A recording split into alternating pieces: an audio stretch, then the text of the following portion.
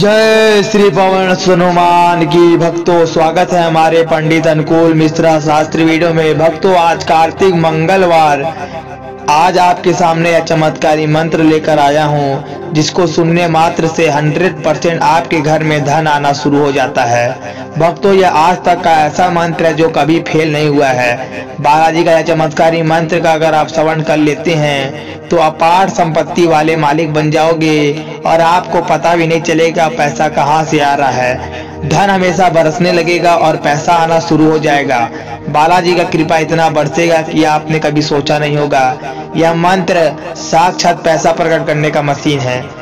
भक्तों, यह मंत्र जो व्यक्ति सुने हैं उन पर अपार कृपा बरसा है। आइए मंत्र का श्रवण करते हैं। उससे पहले अगर वीडियो को लाइक नहीं किए तो वीडियो को लाइक कर दीजिए और जय हनुमान जी कमेंट में अवश्य लिखिएगा। ओम श्री हनुमन्ते क्रीं धनधानी रामदूताय स्वाहा।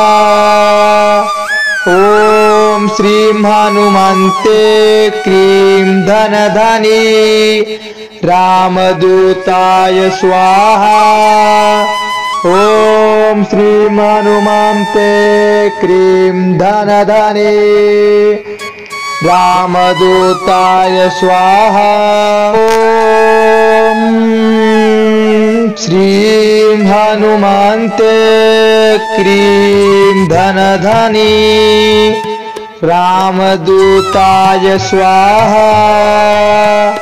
ओम श्री हनुमन्ते क्रीं धनधानी रामदूताय स्वाहा।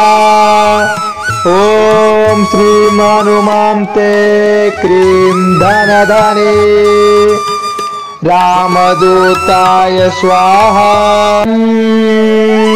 श्री हनुमन्ते क्रीं धनधानी रामदूताय स्वाहा।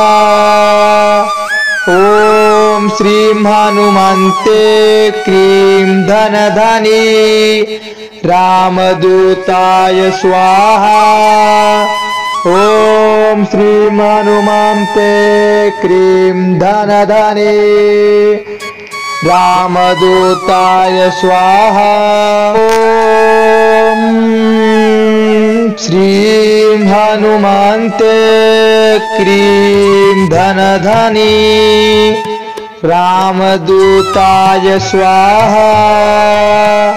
ओम श्री हनुमन्ते क्रीं धनधानी रामदूताय स्वाहा। ओम श्री हनुमन्ते क्रीं धनधानी रामदूताय स्वाहा। श्री हनुमन्ते क्रीं धनधानी रामदूताय स्वाहा। ओम श्री हनुमन्ते क्रीं धनधानी रामदूताय स्वाहा। ओम श्री हनुमन्ते क्रीं धनधानी रामदूताय स्वाहा। ओम श्री हनुमन्ते क्रीं धनधानी रामदूताय स्वाहा। ओम श्री हनुमन्ते क्रीं धनधानी रामदूताय स्वाहा। ओम श्री हनुमन्ते क्रीं धनधानी रामदूताय स्वाहा। श्री हनुमन्ते क्रीं धनधानी रामदूताय स्वाहा। ओम श्री हनुमन्ते क्रीं धनधानी रामदूताय स्वाहा। ओम श्री हनुमन्ते क्रीं धनधानी रामदूताय स्वाहा। ॐ श्रीं हनुमन्ते क्रीं धनधनी रामदूताय स्वाहा। ॐ श्रीं हनुमन्ते क्रीं धनधनी रामदूताय स्वाहा। ॐ श्रीं हनुमन्ते क्रीं धनधनी रामदूताय स्वाहा। श्रीं हनुमन्ते क्रीं धनधनी रामदूताय स्वाहा। ॐ श्रीं हनुमन्ते क्रीं धनधनी रामदूताय स्वाहा। ॐ श्रीं हनुमन्ते क्रीं धनधनी रामदूताय स्वाहा। ॐ श्रीं हनुमन्ते क्रीं धनधनी रामदूताय स्वाहा। ॐ श्रीं हनुमन्ते क्रीं धनधनी रामदूताय स्वाहा। ॐ श्रीं हनुमन्ते क्रीं धनधनी रामदूताय स्वाहा। श्रीं हनुमन्ते क्रीं धनधनी रामदूताय स्वाहा।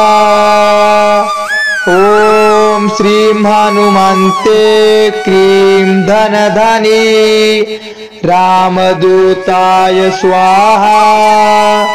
ॐ श्रीं हनुमन्ते क्रीं धनधनी रामदूताय स्वाहा।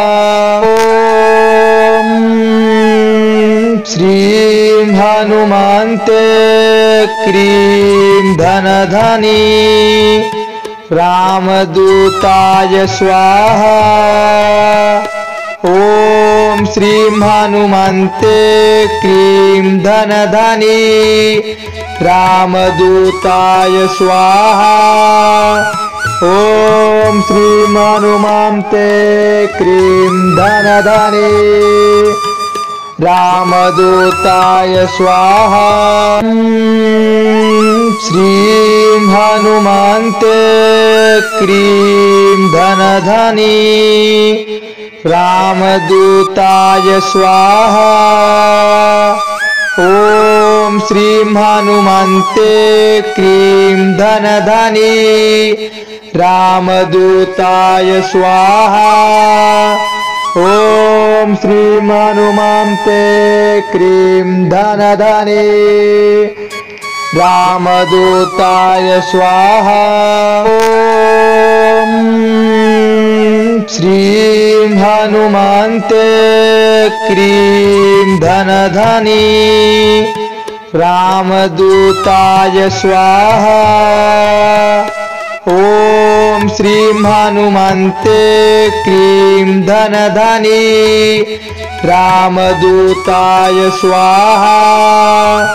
ॐ श्रीं हनुमन्ते क्रीं धनधनी रामदूताय स्वाहा।